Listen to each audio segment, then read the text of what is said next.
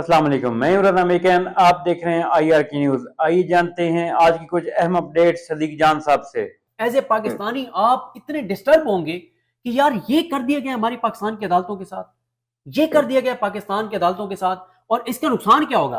पंजाब में बहुत बड़ी तादाद में कत्ल के वाकयात हो रहे हैं अहाता अदालत के अंदर, क्योंकि लोगों को अदालतों पर एतमाद ही नहीं रहा। जिसकी किसी से दुश्मनी है उसको लगता है कि ये जो मेरा कातिल है ये तो बरी हो जाएगा, वो कानून हाथ में ले रहे हैं। और ये वाकयात हो रहे हैं पंजाब के अंदर। वो CCTV वाला अलग मामला है कि 2200 बंदे उन्होंने मार दिए हैं। जस्टिस अली नीलम है पंजाब में, उनके ऊपर तो हुकूमत को 100%, हुकूमत को, इदारों को 100% एतमाद है। जस्टिस याहिया खान को तीसरे नंबर से किसने बनाया? इस हुकूमत ने और इस निजाम ने बनाया। अच्छा, फिर इसी तरह से जस्टिस डोगर को चीफ जस्टिस इस हुकूमत ने और इस निजाम ने बनाया। जस्टिस हाजी अमीनुद्दीन को आईनी अदालत के सरबराह इस हुकूमत और इस निजाम ने बनाया। आपके अपने लगाए गए जजेस पे भी आपको एतमाद नहीं है कि आप एक्स्ट्रा जुडिशियल किलिंग कर रहे हैं, आप लोगों को CCTV के जरिए मार रहे हैं। ये तो आपके अपने लगाए हुए जज है ना, 55 जज आपने अपने लगाए हैं। और इस वक्त मैंने आपको बताया ना कि ऐसी ऐसी चीजें हो रही हैं, ऐसी ऐसी चीजें हो रही हैं जो जाहिर है हम उस पर बात करें तो हमें बुला लिया जाएगा कि आपके पास सबूत क्या है। लेकिन आप अपने किसी दोस्त वकील को फोन करके पूछें कि आप लोग क्या कहते हैं। 4 या 5 चैंबर्स हैं, जिन 4 या 5 चैंबर्स के लोगों को, वकीलों को लोग केस देते हैं, इसलिए नहीं कि वो बहुत लायक वकील हैं। वो कहते हैं वो जज के साथ बात कर लेंगे और मामला तय कर लेंगे और ये वो। और ये बात ओपनली अब शहर इक़्तिदार में और यहां पे होती है कि फलां का केस था और फलां वकील को 22 करोड़ रुपया दिया है, उसमें से 10 करोड़ एक जज फलां को दिया है और 12 करोड़ उसने लिया और मसला उसने हल कर। जो नवाज शरीफ साहब का केस है पनामा का, उसको मैंने मुकम्मल कवर किया सुप्रीम कोर्ट में। कभी किसी सहाफी पे ओपन कोर्ट में जाने पे पाबंदी नहीं थी। किसी उनके वकील को नहीं रोका गया, किसी से फाइल नहीं छीनी गई, किसी को लापता नहीं किया गया, किसी को अगवा नहीं किया गया, किसी पे केस नहीं बने। मैंने पूरा पनामा केस कवर किया है। मियां नवाज शरीफ साहब का नीचे ट्रायल कोर्ट में केस चलता रहा, मैंने 90% समातों को कवर किया है। किसी एक समात के ऊपर भी ना किसी वकील को रोका गया, ना किसी से बदतमीजी की गई, ना किसी रिपोर्टर को रोका गया। मियां नवाज शरीफ के साथ वो जब मियां नवाज शरीफ अदालत में आते थे तो वहां पे कई पॉलिटिशियंस अपने अपने इन्वेस्टर्स को लेके आते थे, उनकी मीटिंग्स करवाते थे। कभी कुछ नहीं हुआ था। मैंने आसिफ अली जरदारी का फेक अकाउंट्स केस जाके कराची में भी कवर किया है। किसी के ऊपर कोई पाबंदी नहीं थी, किसी वकील के ऊपर कोई दबाव नहीं था, किसी वकील ने कभी नहीं कहा था कि मेरे साथ ये मसला हुआ है। इमरान खान का तो मतलब मोस्टली ट्रायल हुए, उसके अंदर है अडयाला जेल के अंदर ट्रायल हुए, और अडयाला जेल के अंदर उनकी फैमिली को नहीं जाने दिया गया, उनके वकला को नहीं जाने दिया गया। कई बार उनका केस लड़ने वाले इंतजार हुसैन पझोता के साथ क्या हुआ, उनके दीगर वकला के साथ क्या हुआ, मतलब कोई कंपैरिजन है ही नहीं मियां नवाज शरीफ और इमरान खान के केसेस का, या उस वक्त के हालात का और आज के हालात का जमीन आसमान का फर्क है। कभी मैंने इतना खौफ, मैं आपको एक चीज बताऊं, हमारी जजेस से बात होती है, हमारी जजेस से बात होती है, वो आगे से हमें पता है क्या कहते हैं? वो कहते हैं बस अल्लाह से दुआ करें, बस कुछ नहीं हो सकता। एक जज के पास एक जज साहब गए, उन्होंने कहा, सुप्रीम कोर्ट के एक जज साहब के पास दूसरे जज साहब गए, उन्होंने कहा सर ये जबरी गुमशुदगियां बढ़ गई हैं, मेहरबानी करें और इस पे हमें नोटिस लेना चाहिए। आगे से उस जज साहब ने क्या कहा, जिनके पास वो गए थे, जिनके पास इख्तियार था, उन्होंने कहा मेरे अपने 2 बंदे उठा के ले गए। ये तो हालात है। इमरान खान के दौर में सिर्फ 2 साफियों के बारे में ये था कि उनको उठाया गया कुछ देर के लिए। कमरान यूसुफ साहब का भी है कि उनको भी जो है वो उठाया गया। तो उन्होंने ट्रिब्यून में एक स्टोरी कर दी थी जब ये पाकिस्तान का कोई मलाइशिया के साथ और ये सऊदी अरब, मलाइशिया और ये सारे जो मामला चल रहे थे उसके हवाले से उन्होंने कोई स्टोरी की थी।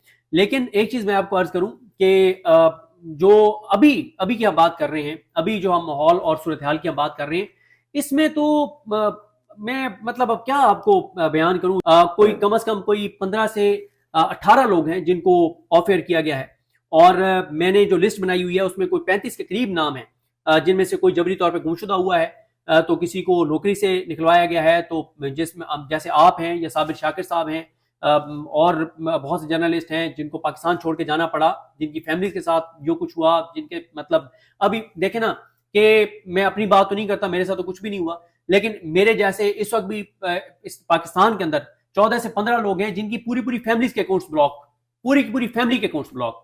ठीक है, तो बड़ी इस तरह की चीजें, नौकरियों से निकलवाना और ये सारी मामला। देखें, इमरान खान के दौर और आज में एक और बहुत बड़ा फर्क है। इमरान खान के दौर में ना इदारे जो हैं वो सिर्फ ये कहते थे कि आपने हमारे ऊपर तनकीद नहीं करनी, इमरान खान की हुकूमत है, आप उनसे पूछें, उनसे सवाल करें, उन पे तनकीद करें, आप जो भी उनका है। हाँ, ये जरूर कहते थे कि इतनी नेगेटिविटी ना फैलाएं, थोड़ा सा टाइम दें हुकूमत को, ये यानी उसके ऊपर वो दलाइल के साथ बात करते थे। लेकिन पिछले 3-4 साल में हमने देखा है कि इस हद तक चीजें हो गई कि मरियम नवाज तो रेड लाइन है, उनके ऊपर तो आप बात ही नहीं कर सकते भाई। शहबाज शरीफ के ऊपर बात नहीं करनी। आपको पता है कि एक जर्नलिस्ट है, मैं नाम नहीं लूंगा, उनको वो मैंने उनसे पूछा, मैंने कहा आप ऑफ एयर हुए तो आप क्यों हुए? उन्होंने कहा कि मैंने ये तनकीद की कि नवाज शरीफ साहब जो है वो बड़ा वोट को इज्जत दो की बात करते थे, बड़े इनकलाबी बनते थे, तो नवाज शरीफ कहाँ है, वो क्यों कोई बात नहीं कर रहे? तो ये नून लीग ने शिकायत लगाई कि देखें सर, अगर ये जर्नलिस्ट इस तरह की बातें करेंगे कि मियां साहब क्यों नहीं बोल रहे, तो मियां साहब तो किसी वक्त भी फिर दबाव में आ जाएंगे, फिर वो बोलने लग जाएंगे, तो आप इनको इनकी बंद करवाएं इनके मुंह। ये क्या बात है कि मियां साहब क्यों नहीं बात कर रहे? यानी ये बात भी बर्दाश्त नहीं है, ये बात भी बर्दाश्त नहीं है। मसला ये है, मैं एक और चीज की तरफ निशानदेही एक और मामले की करना चाहूंगा। अब मैं हूं ना, मैंने मेन स्ट्रीम मीडिया में काम शुरू किया 2015 में, यानी सोशल मीडिया कोऑर्डिनेटर था, फिर रिसर्चर था, रिपोर्टिंग मैंने शुरू की 2017-18 में, मतलब बल्कि उससे पहले पनामा में शुरू कर दी थी, चले 2016 में शुरू की। मेरा इमरान खान के 2022 तक टोटल एक्सपीरियंस कितना था? 6 साल का था। उसमें मैंने गलतियां भी की जिनका मैं आज एतराफ करता हूं। मैं कहता हूं हमारा जमाना जहलियत था कि जबरी गुमशुदियों को हम जस्टिफाई करते थे। हम कहते थे कि बलूचिस्तान से अगर कोई लापता हुआ है तो कुछ तो उसने भी किया होगा, ऐसे तो नहीं हमारे इदारे किसी को उठा लेते। लेकिन उन मुख्तसर सी गलतियों से मैंने सीखा, और आज मैं क्या कहता हूं, आज मैं उसकी माफी भी मांगता हूं, और आज मैं मतलब कहता हूं कि कल को इमरान खान आ जाए, पीटीआई का दौर आ जाए, तस्वुर नहीं है कि हम दोबारा ये गलती दोहराएंगे कि कोई जबरी तौर पे गुमशुदा और हम कहें कि यार कुछ तो उसने भी किया होगा। लेकिन मैं एक चीज देखता हूं, जो हमारी उम्र से ज्यादा जिन सहाफियों का तजर्बा है, सहाफती, या वो सहाफी जो माजी में कहते हैं कि हमें उठाया गया, हमारे साथ ये हुआ, और बड़े हम उनको एंटी एस्टेब्लिशमेंट जर्नलिस्ट समझते थे, लेकिन जो घटिया किरदार इस वक्त उनका है, जो मकरूह किरदार इस वक्त उनका है, जैसे वो चीजों को जस्टिफाई करते हैं। मैं कल हुआ ये कि आपको पता है कि एक ब्रीफिंग में हमें बुलाया गया, ब्रीफिंग के बाद आए, तो मैंने ना अगले दिन क्या हुआ कि जब ईमान मजारी को हफ्ते वाले दिन सजा सुनाई गई, तो बहुत से लोग ट्वीट्स कर रहे थे ईमान मजारी के हक में, तो मैं सबको ना रीट्वीट कर रहा था। तो मेरे एक दोस्त को मुझे कॉल आई और वो बहुत परेशान था, मुझे कहते सदीक ये क्या हो गया तुम्हें? मैंने कहा क्या हो गया? कहते तुम तो 24 घंटे भी नहीं निकाल सके। मैंने कहा हुआ क्या है? उसने कहा तुमने ईमान मजारी के खिलाफ एक इतना घटिया ट्वीट रीट्वीट किया हुआ है। मैंने कहा कौन सा? उसने कहा फलां जर्नलिस्ट का। मैंने फौरन जाके उसको अंडू किया और मैंने उससे कॉल की कि यार खुदा की कसम, मैं तो सोच भी नहीं सकता था कि ये जो सहाफी है ये ईमान मजारी के अरेस्ट को जस्टिफाई करेगा। मैंने रीट्वीट कर दिया ये सोच के, हालांकि उससे पहले और उसके बाद सारे ईमान मजारी के हक में ट्वीट्स थे। एक बंदा जिसके बारे में मैं तस्वुर नहीं कर सकता था कि ये इतना घटिया साबित होगा कि ईमान मजारी के अरेस्ट को जस्टिफाई करेगा, और मैं क्योंकि जल्दी जल्दी रीट्वीट कर रहा था तो मैंने उसको भी रीट्वीट कर दिया।